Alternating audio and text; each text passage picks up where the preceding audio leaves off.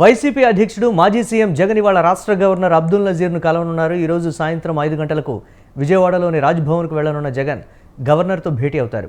రాష్ట్రంలో పరిస్థితులను గవర్నర్కు వివరించనున్నారు. రాష్ట్రంలో టీడీపీ కూటమి అధికారంలోకి వచ్చినప్పటి నుంచి అరాచకాలు జరుగుతున్నాయని, హత్యలు, దాడి ఘటనలు, విధ్వంసాలు చోటు చేసుకుంటున్నాయని గవర్నర్కు ఫిర్యాదు చేయనున్నారు.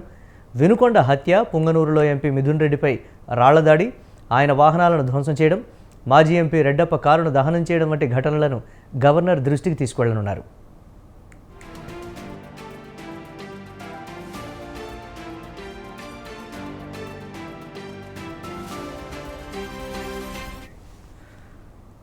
మాజీ సీఎం జగన్మోహన్ రెడ్డి వాళ్ళ ఆంధ్రప్రదేశ్ గవర్నర్ అబ్దుల్ నజీర్ను కలవనున్నారు. సాయంత్రం 5 గంటలకు రాజ్భవన్కు వెళ్లి జగన్మోహన్ రెడ్డి గవర్నర్ను కలవనున్నారు. దీనికి సంబంధించి మరిన్ని అప్డేట్స్ మా కరెస్పాండెంట్ రమేష్ అందిస్తారు. రమేష్.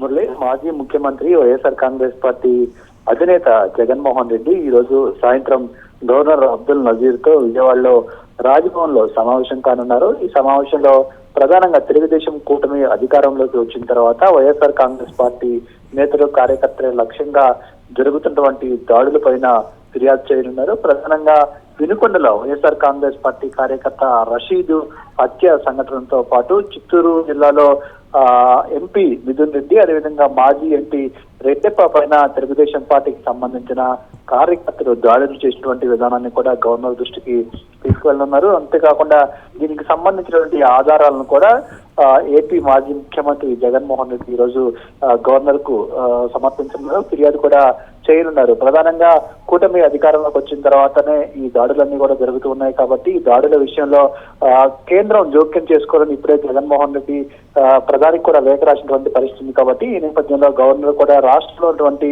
పరిస్థితులన్నింటినీ కూడా కేంద్రం దృష్టికి తీసుకువెళ్ళాలి.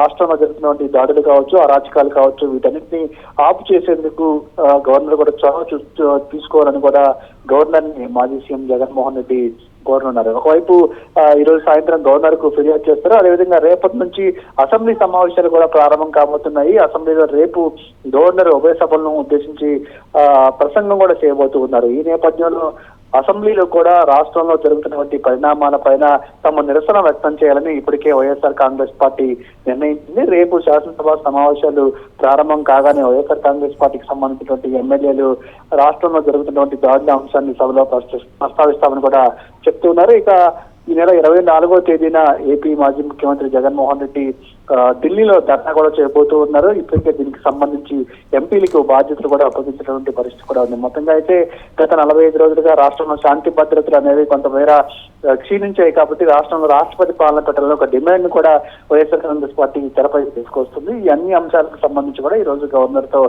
జగన్మోహన్ రెడ్డి చర్చించిన పాటు రాష్ట్రంలో తాజా పరిణామాల పైన ఫిర్యాదు కూడా చేయబోతూ ఉన్నారు. Murali. Right, thanks for updates Ramesh.